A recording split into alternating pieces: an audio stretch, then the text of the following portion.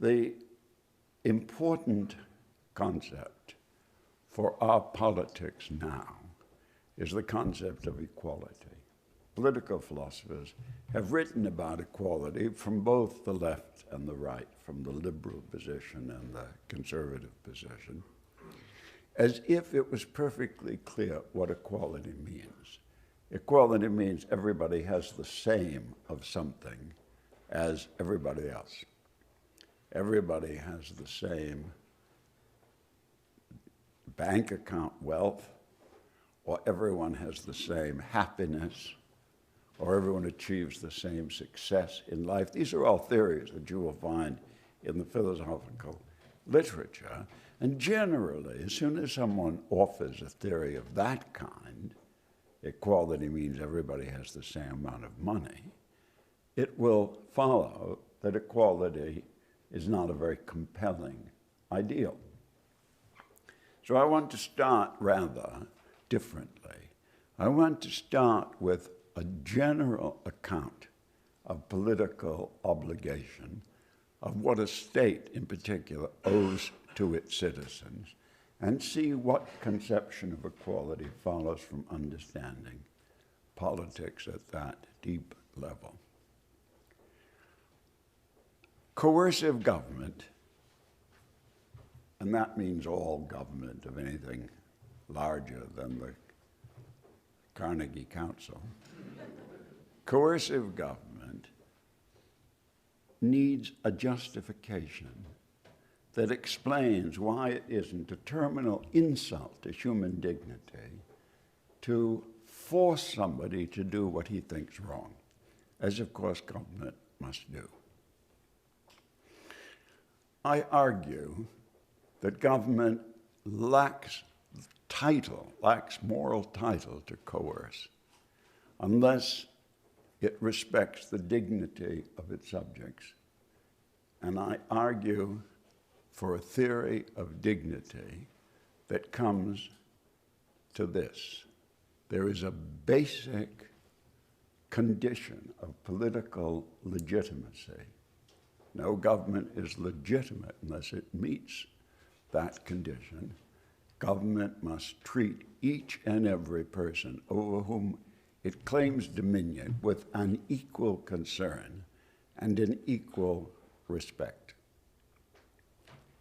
An equal concern means, I argue, that social policy must take the fate of each individual to be equally important with the fate of any other. So when deciding on a political policy, it can't discount the effect on some citizens. Obviously, it can't do that because of their race, but it can't do that because of their economic class either.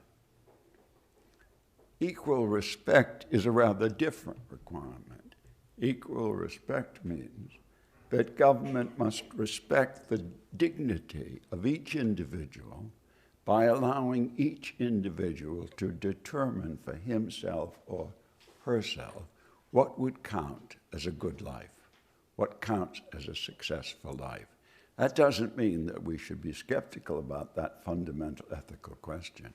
It means that our idea of the good life includes, as a cardinal condition, that a good life means facing this question for yourself and arriving with conviction and living a life according to that conviction. If I'm right, a theory of equality, say economic equality, must once again solve simultaneous equations.